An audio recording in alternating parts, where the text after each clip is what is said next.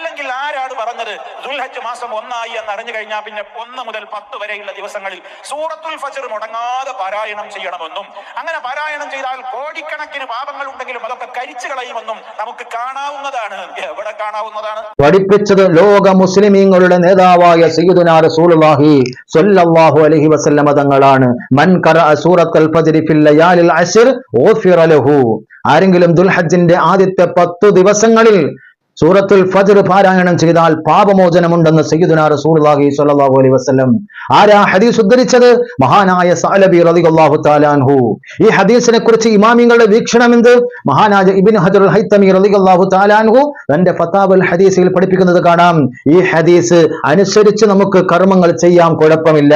മൗളു അല്ലാത്ത ഹദീസാണ് ഈ വിഷയത്തിൽ വന്നിട്ടുള്ളത് എന്ന് മഹാനായ ഇമാം സൈനുദ്ദീൻ മഖ്ദൂം റളിയല്ലാഹു തആല അൻഹു, മഹാനായ സയ്യിദുൽ ബക്കരി റളിയല്ലാഹു അൻഹു അതിനു വേണ്ടുന്ന എല്ലാവിധ ആശീർവാദങ്ങളും നൽകിയിട്ട് ഇആനത്തു ത്വാലിബീനിൽ അംഗീകരിക്കുകയാണ്. ഇങ്ങനെ ലോകത്ത് കടന്നു വന്ന സകല പണ്ഡിതന്മാരും ഈ ഹദീസിനെ സംബന്ധിച്ച് വ്യക്തമാക്കി പഠിപ്പിക്കുന്നത് അമൽ ചെയ്യാൻ കുഴപ്പമില്ല. സൂറത്തുൽ ഫജ്ർ ദുൽഹജ്ജിന്റെ 1 മുതൽ 10 ദിവസങ്ങളിൽ പാരായണം ചെയ്യുന്നത് സുന്നത്താണ്. അത് ശ്രേഷ്ഠമായ ആരാധന തന്നെയാണ്.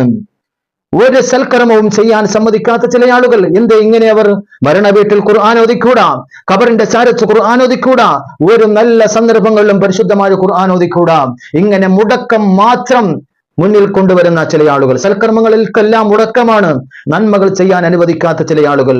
എന്താണ് അവരുടെ ഗതികേട്? അല്ലാഹു തആല നമ്മെ അവരിൽ നിന്നും സംരക്ഷിക്കുമാറാകട്ടെ എന്ന് മാത്രം ഈ സന്ദർഭത്തിൽ ഓർമ്മപ്പെടുത്തുകയാണ്.